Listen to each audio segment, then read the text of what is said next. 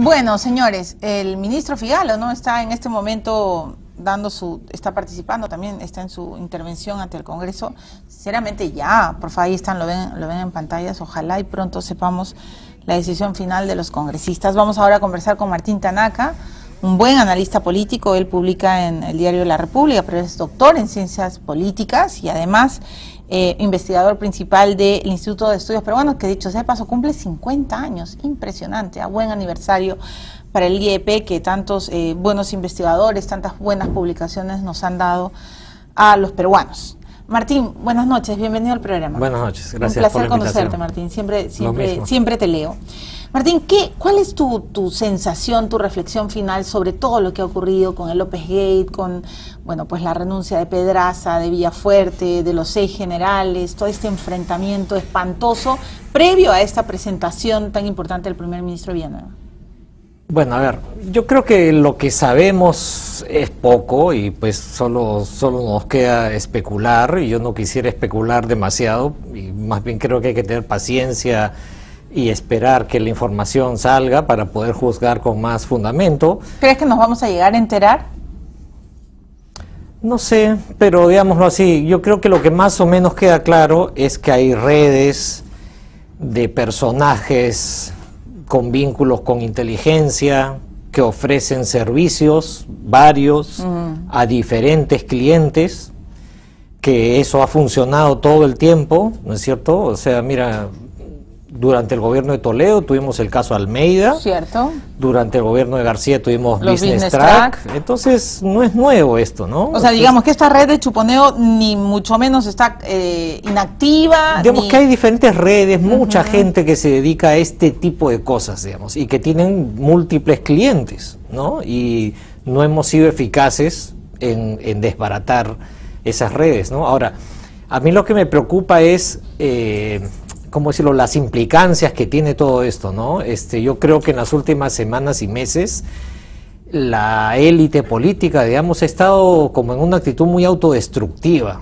¿no? Y eso es lo que a mí me preocupa más, ¿no? O sea, si es que tú hilas los cuestionamientos a los expresidentes, los problemas que ha habido en el Congreso con el tema de la no elección o la fallida elección de cargos que hasta ahora no se da. La famosa repartija. La famosa repartija, el Tribunal Constitucional, el Banco Central. El Defensor del Pueblo. Defensoría, le sumas el escándalo de la Comisión de Derechos Humanos en el Congreso con Marta Chávez y ahora esto. Yo creo que al final lo que queda es que se profundiza, digamos, esta percepción de la ciudadanía de que todo está mal, de que todo es corrupto, de que no se puede confiar en nadie. Eso sobre todo, que ya nadie cree en nadie. Nadie cree en nadie, y eso me parece que es muy peligroso y por lo tanto hay que ser muy prudente, ¿no? Entonces yo creo que... Fue prudente, Martín, y me parece muy interesante tu enfoque. Yo comentaba en el programa que a mí sí me había preocupado este discurso presidencial sobre la policía, porque al final todos sabemos que hay malos elementos, de hecho lo vivimos como ciudadanos, ¿no es cierto?, con policías que coimean, en fin, más no lo vamos a repetir, pero quizás el discurso presidencial abonó más y... Tú has visto, pues, en las últimas horas las molestias que hay en los altos mandos de la policía, ¿no es cierto? Y que ha tenido que salir a poner paños fríos, porque si ya no confiamos en la policía que nos cuida, ¿en quién vamos a confiar? Así es. Y ¿Se además, equivocó Ollantumala? Yo creo que se apresuró sin tener la película totalmente clara y sin tener una explicación convincente, ¿no? Porque, claro, descarga muy fácilmente en la policía y dejó demasiados cabos sueltos, ¿no? Porque hay muchos cabos sueltos que apuntan a alguna participación militar de la Marina, del Ejército. Entonces eso debilita su propia versión, ¿no es cierto? Entonces eso está mal.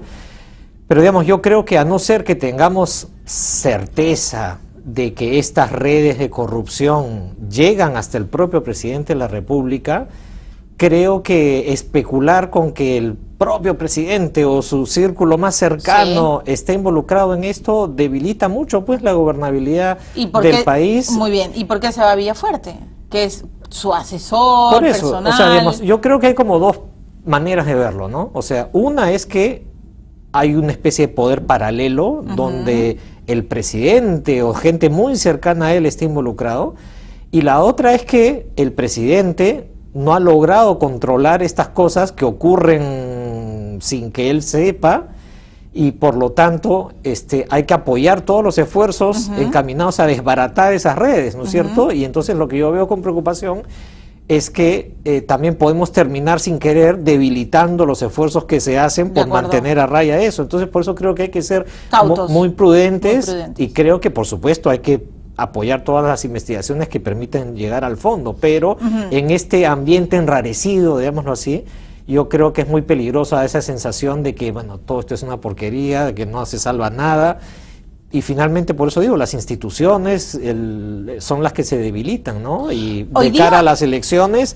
eso abre la puerta para discursos antisistema muy peligrosos. De acuerdo, Martín, y me parece muy importante lo que estás diciendo. Hoy día estaba escuchando con atención las declaraciones de Alan García. Alejandro Toledo sigue callado, ¿no es cierto? Espero que en las próximas horas también se pronuncie.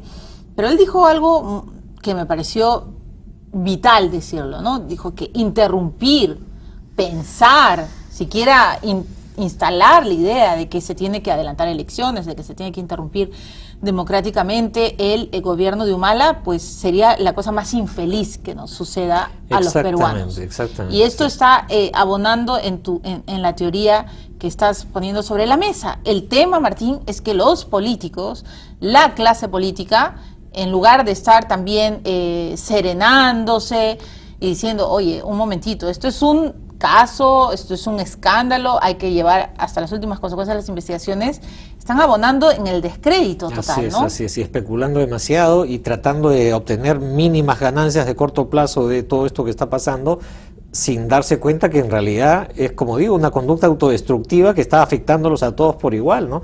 Y como digo, esto ya es un patrón que se viene registrando desde las últimas semanas, ¿no? Desde los enfrentamientos. ¿Qué debe hacer Ollanta Martín? Porque eso, se enfrenta con los expresidentes, se abren muchos flancos. Cuando da su discurso se enfrenta a la policía. Luego, obviamente, hoy día el primer ministro, es la primera vez que yo escucho, no sé, tú sabes mucho más que yo en análisis político, pero es la primera vez que un primer ministro habla de que no vamos a tener poderes paralelos, no vamos a permitir poderes oscuros, ¿no? ¿Qué le falta a Ollanta Humala para recuperar la credibilidad? Yo creo que debemos tener claro qué es lo que él quiere hacer en lo que queda de su gobierno. Digamos, ya estamos llegando a la mitad y sabemos que el último año ya es un año pues preelectoral, entonces en realidad de estos 2 años y medio que le queda en realidad año y medio, ¿no? Entonces, pero se ha pasado diciéndonos que está aprendiendo a gobernar. Por eso, entonces ya lo que él tiene que tener muy claro es qué piensa hacer en el periodo que le queda y concentrarse en los 2, 3 grandes objetivos que debería tener y tratar de llegar lo mejor a ese punto, ¿no? Creo que efectivamente hay demasiado desorden, poca claridad, ¿no? Como que hace falta tomarse un aire, ¿no? Sí, claro, mucha intención y poca ejecución, ¿no? Hoy día Villanueva decía que la prioridad va a ser la seguridad, pero la seguridad es la roca en el zapato de Humala, de este gobierno y de los anteriores, ¿no? Esperemos pues que con Villanueva y con Albán, pues ahora sí haya algo, ¿no? A Fritz igual le sorprendió la elección de Albán, ¿no? Es algo que él no lo tenía en su esquema profesional. ¿Cómo ves tú la elección de Walter Albán, la designación de Walter Albán como ministro del Interior? Bueno, sí, relativamente sorprendente, pero creo que también ocurre que el presidente, por lo que sabemos, le cuesta trabajo desarrollar relaciones de confianza, entonces recurre a las personas que él ya más o menos tiene cerca, que ya han más o menos colaborado con el gobierno. Entonces Albán ya tenía un puesto estatal pues en la OEA, entonces bueno, ya había cierto vínculo con él y por eso es que se recurrió a él, ¿no? Pero digamos, el gobierno no abre mucho los juegos. No, eso te quería preguntar, tengo que ir a la pausa, Martín, pero Ollanta Humala ¿te parece básicamente un presidente desconfiado? Sí, y por eso es que tiene un manejo tan opaco del poder, ¿no? Efectivamente, y por eso es que se percibe que los presidentes del Consejo de Ministros son débiles, que no participan de ese juego más cerradito donde ¿Esto es por su ascendencia militar? ¿Por su esencia militar? Probablemente, y por su falta de experiencia política, ¿no? Digamos, porque él podría haber dejado el servicio hace mucho tiempo y haber tenido una larga experiencia política, pero no la tiene, ¿no? Eso de la opacidad es absolutamente cierto, ¿no? Porque Incluso quienes lo critican dicen que él elige a primeros ministros débiles para él ser el centro, para manejar el centro del poder, ¿no? Sí, pero Villanueva cuán débil es, ¿no? Así es, pero y aún así él tampoco es que ocupe el espacio que le quita al primer ministro. Y por eso es que hay una sensación de vacío, de Entonces, falta de comunicación, de falta de mensaje. Bueno, eso, por eso es que sentimos que no hay conducción, no hay liderazgo, ¿no? Que no hay objetivos claros, que no se sabe bien a dónde está yendo el gobierno, ¿no? Ay, Martín, ¿qué hacemos los ciudadanos? Esa es la gran pregunta del año. Y además, voy a regresar con Martín, le voy a preguntar pues por esta sensación, ¿no es cierto?, de que algunos dicen, ha habido solo un gabinete de fachada, no es el gabinete de Villanueva, es el mismo gabinete de Jiménez, con algunos parchecitos. Después de la pausa vamos a conocer todas las impresiones de Martín Tanaca sobre la presentación del primer ministro Villanueva y además sobre los integrantes del Consejo de Ministros. Ya regresamos.